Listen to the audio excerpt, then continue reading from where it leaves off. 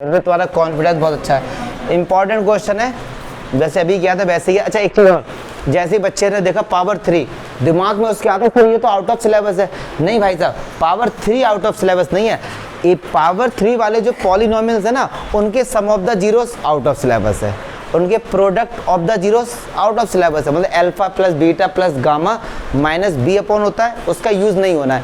Alpha beta gamma D upon होता है minus का, वो नहीं है। अल्फा बीटा बीटा गामा ये सब होता है सी अपॉन है, इनका यूज नहीं है।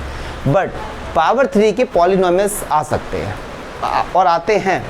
तो पहले तो ये डाउट दूर करो। चलो देखते क्वेश्चन कह क्या रहा है। X cube plus 2x² plus g x plus 1 is equal to 0 has 1 root. इसका एक रूट क्या अल्फा है, ठीक है। कह रहे अगर इसका दूसरा रूट 1 अपॉन अल्फा है तो जी की वैल्यू बताइए। इसके रूट्स कितने होंगे? 3 होंगे। 2 आपको बोलेगा तो कह रहे जी की वैल्यू होता है। एक बात सुनो, अगर इसका एक रूट अल्फा है मतलब क्या हुआ कि जहां x है वहां पर अल्फा पुट कर दें। तो इफ थोड़ा लिख देते हैं, इफ अल्फा इज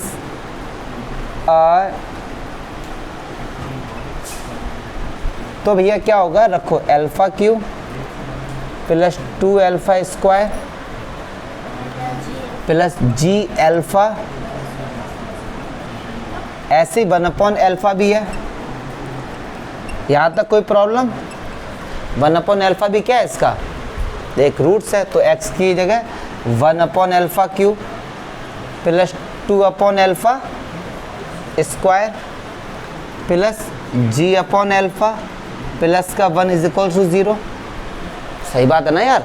तो नीचे एलसीएम कितना आएगा, अल्फा क्यूब, ठीक। तो अल्फा क्यूब से अल्फा क्यूब शहीद हो गया, 1 बचा।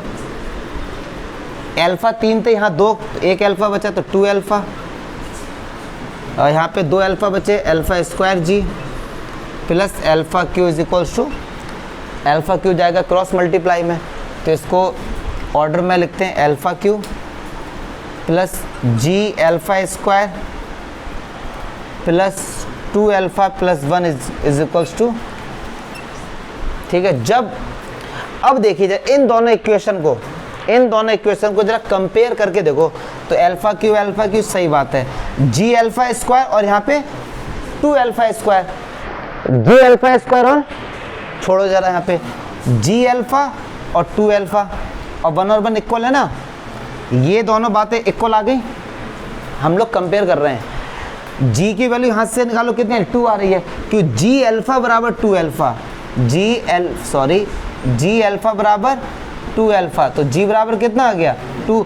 अब इन दोनों को एक बार भैया बराबर रखो, 2 अल्फा स्क्वायर बराबर जी अल्फा स्क्वायर, अल्फा से स्क्वायर, तो जी की वैल्यू कितनी आ गई 2। तो दोनों केस में कंपेयर किया तो जी की वैल्यू कितनी आ रही है 2। तो यहाँ पे लिखना फ्रॉम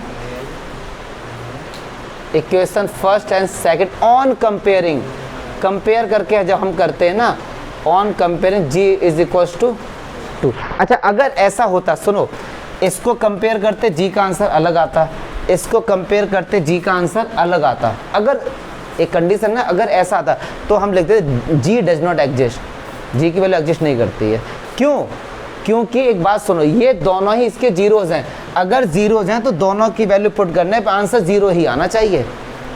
अगर यहाँ पर जी की वैल्यू 2 आ रही है और एक 3 आ रही है तो फिर आंसर LHS बराबर RHS नहीं होता। तो आपको ऐसे ही क्वेश्चन मिलेंगे जिसमें आंसर बराबर ही आ रहा हो। अगर 2 आता या 3 आता, डिफरेंट आते, तो आप बोल सकते थे जी डज नॉट एग्जिस्ट, जी की कोई ऐसी वैल्यू नहीं होगी, ठीक है। तो ये एक और क्वेश्चन आज हमने नया सीखा कि जहाँ पे कंपेयरिंग का भी कंसेप्ट है।